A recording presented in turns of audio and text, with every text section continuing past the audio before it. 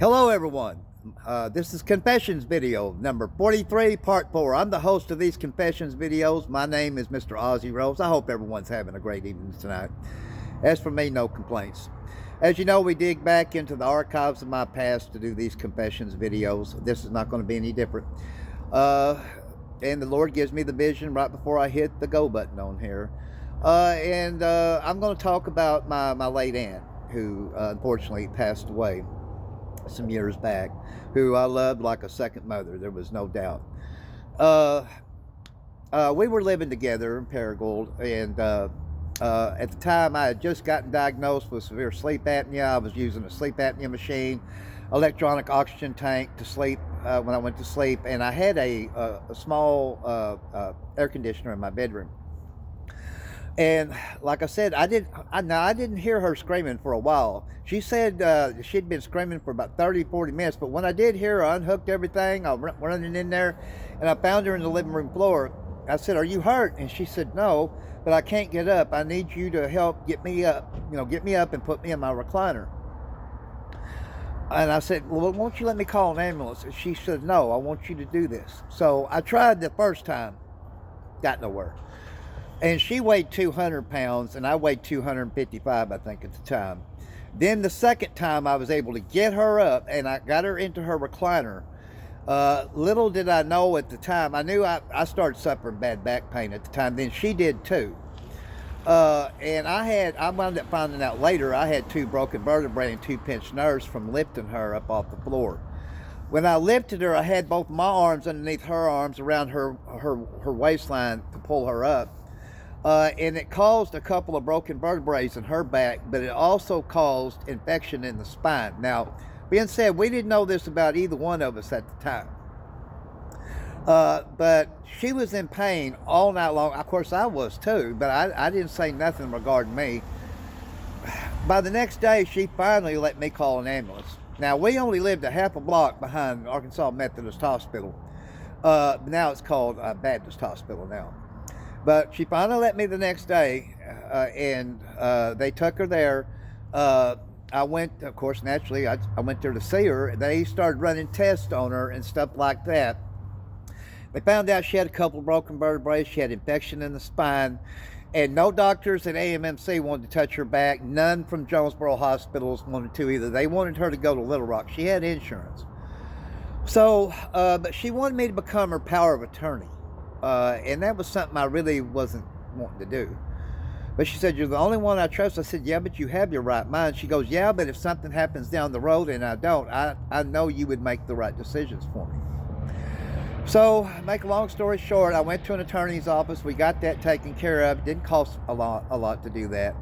Then we had to make arrangements for her to go to a Little Rock hospital. We got her there. But when the ambulance took her there, I went straight to her home, started packing my bags, because I knew I was going to have to drive to Little Rock. Her doctor called me right when I was leaving to let me know he was going to operate then to be safe, coming to Little Rock and drive safe. He said, "Don't be speeding." He said, "And I'll call you when the surgery's over." I was just about into Little Rock when he called me. Said the surgery was a success, but we have a long way to go with this infection in the spine.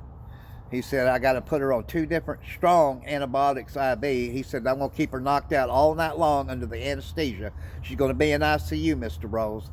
I said, "Okay." I got there. Make a long story short, she was in there 14 days total. They wanted her to go to a nursing home to do physical therapy, and once it's over with, then she could go home. So when I was down there with her, I started calling, Paragould nursing homes, Jonesboro, Rector. Finally, I got her into a Rector one before she was released from the hospital at Little Rock. So I got that worked out. Then they shipped her by ambulance from there to the Rector nursing home. Of course, they put a catheter in her. Well, I thought they kept the catheter changed out, but come to find out they didn't. They never changed it. And I visited her every day, of course, but I went home one day and I get a call from Rector Nursing Home that they had to have an ambulance take her to St. Bernard's because she was unconscious, her blood pressure had dropped. When I got to St. Bernard's, the doctors said, "Then we don't know if we're going to keep her alive or not." And that's when they informed me that she has septic poisoning from an infection based from her Foley never being changed. I said, really? And they said, yeah. I said, well, I just assumed they changed it there at Rector. And they said, no. So they wound up saving her, but she had sepsis besides the infection in the spine for so long that eventually she did lose her mind. Their doctors told me at St. Bernard's there was no guarantee that she'd ever give her mind right. And if she was real forgetful, chances are she'd probably never get her right mind there. She was in her later 70s. And after having sepsis, she wound up getting rid of the spinal infection. But for having the sepsis so long, eventually her organs started shutting down and she passed away. All stemming from a simple fall at home. And so I wound up making her arrangements and buried her. Shortly after that, I moved to Truman, and my sister died, and then I succumbed to methamphetamine addiction and 100 proof peppermint snop addiction at 52. And I was thoroughly ashamed of myself then, very much so that I waited until 52 to succumb to addiction to two different things. My aunt, God rest her soul, she was addicted to drugs and alcohol and to cigarettes. And I remember the day she quit them. She was 51 years old. She never touched a cigarette, a drug, or a drink again. I think she was 78 when she died. 26, 27 years. Then, when she quit at 51, then at 52, I started. Now, I will say this. I take great comfort in knowing she's in heaven because she was a Christian woman. I didn't become a Christian until a couple of years ago. But if she was here, she would say, you know, I'm ashamed of you that you got hooked on a drug and a drink at 52 when I quit at 51. But I'm so proud of you today that you got right with the Lord a couple of years ago and that you no longer do those two things anymore. That's what she would say.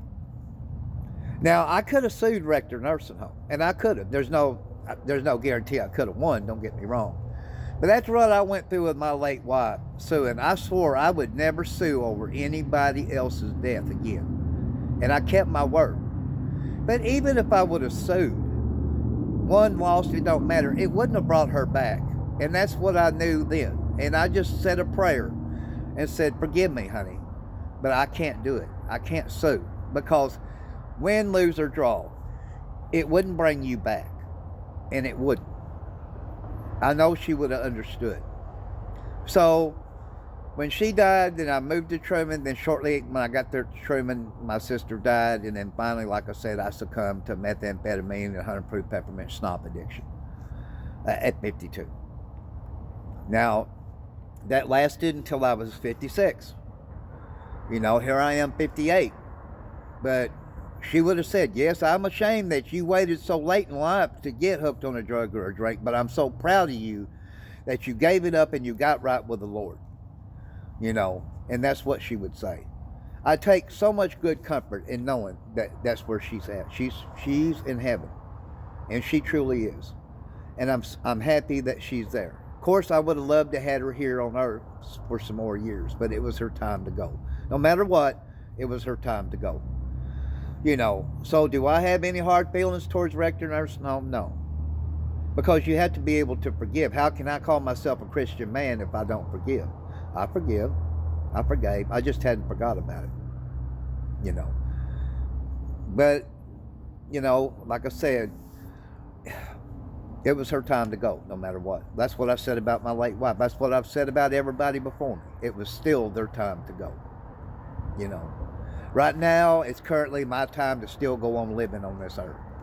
But one day, my number will be, and it'll be my time. We all have an appointment time, and I'm no different. And one day, my appointment time will come. And I hope and pray that I get to go upstairs. Truly do. That's going to be about a wrap for this commentary segment. Confessions video number 43, still part 4. I'm Mr. Ozzy Rose saying, God bless you all. And we'll see you on the next one. And please forgive if you can. So long, everybody. God bless you all.